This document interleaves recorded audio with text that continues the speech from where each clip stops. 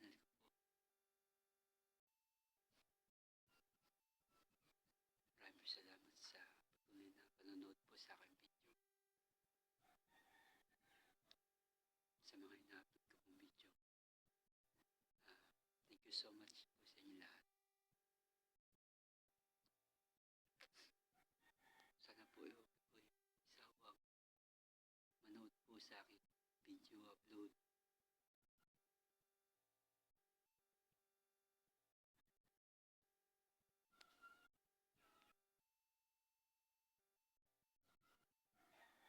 Tayo po sa Panginoon po tayo titiwala lagi sa araw-araw. Mga ginagawa niyo po yan. Samahan po kayo ng Panginoon sa araw-araw po. Mga viewers, supportahan niyo po ako palagi.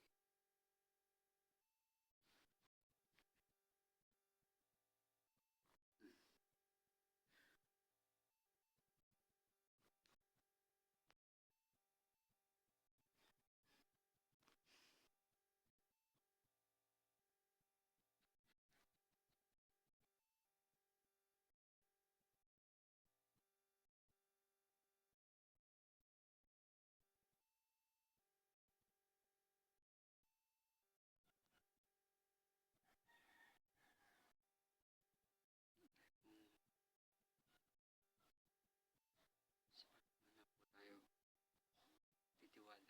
Siya po yung may kakayahan na kahit na mga pagsubok nating pagdaanan,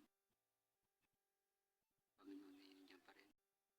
Hindi po siya papabayaan sa atin. Basta't patuloy lang po tayo maglingkod at gumawa po ng kabutihan sa lahat, sa kapwa.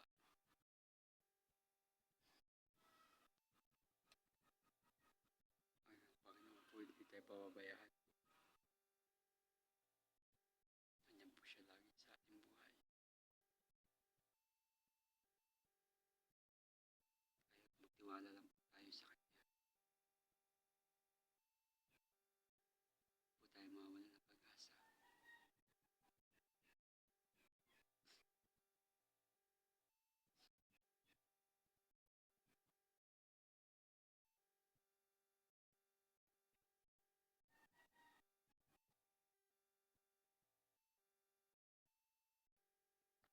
Ingatan po kayo ng Panginoon palagi sa araw-araw.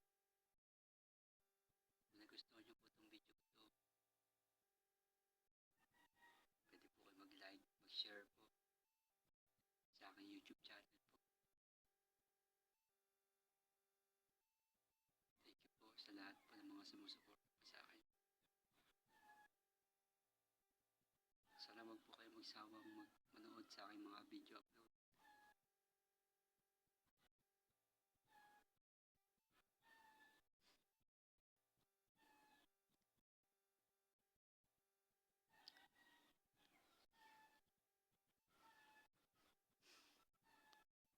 Thank you po so much sa inyo lahat.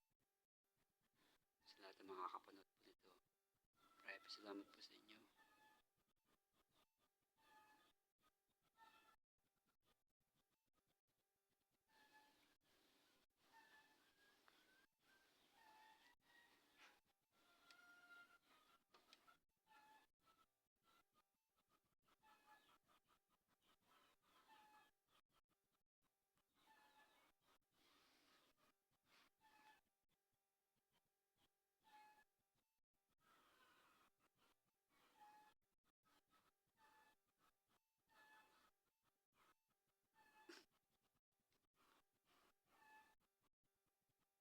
Ngayon po ay nasa bahay lang.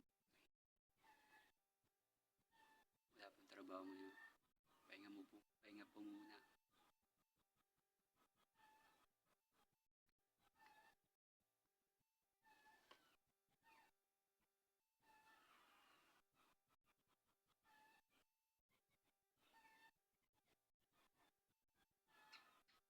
Maraming po salamat sa inyo mga viewers. Pagpalain po tayo ng Panginoon sa ating buhay. Ingatan at gabayan po. Dahil ang Panginoon po ay lagi po nandyan. Hindi po tayo pababayaan.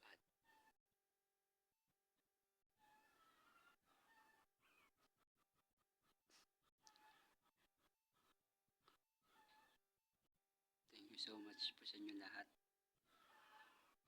Sarap po na gusto niyo po itong video ito. Wala pa po akong maisip na content. Dahil mababa po ang views ko po. Kailangan ko pong suporta nyo. Guys, subscribe naman po itong YouTube channel ko po. Suportahan niyo po ako guys.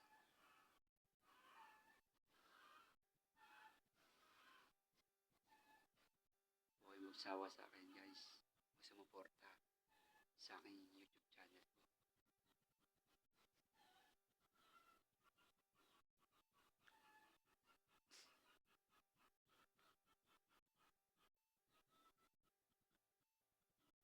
Marami po tayong mga pagsubok na pinagdadaanan.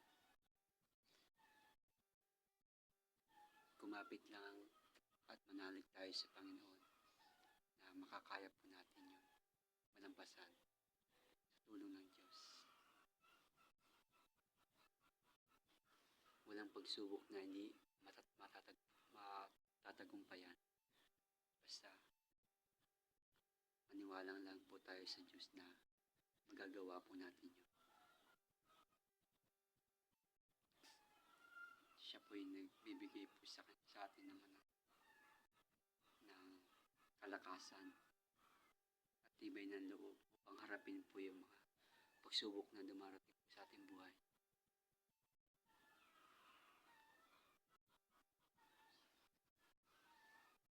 Kahit naman pong pagsubok na dumating, makakaya po natin yan. Manalangin lang po tayo sa Panginoon. Hingi po tayo ng tawad sa ating mga nagawang kasalanan at tayo po ipatatawarin po niya. May mga taong ayaw sa liwanag.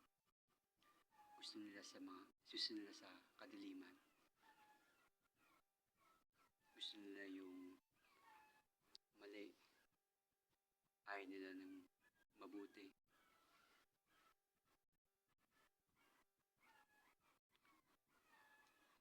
Gumagawa sila ng masasamang bagay, masasamang hangarin.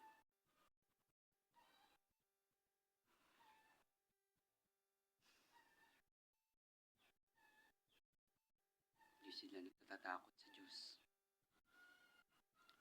Patuloy pa rin sila sa paggawa ng masama sa kapwa, pagdaraya,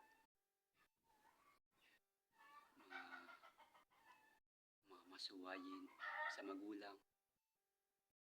Wala silang takot sa Diyos.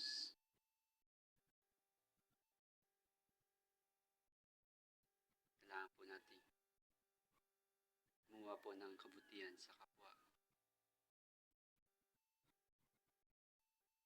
Wag po tayong papadala sa kaaway.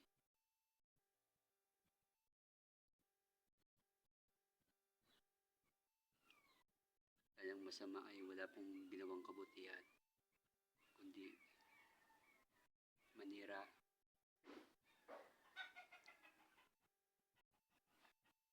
Tayo papahamak po niyan. Basta po tayo sa Panginoon. Nagpapasakop po sa kanyang kalooban. Tayo po ay nakatitiyak na maliligtas po sa anong kapahamakan na gagawin ng Diyos sa mga taong ayaw sumunod sa Kanya.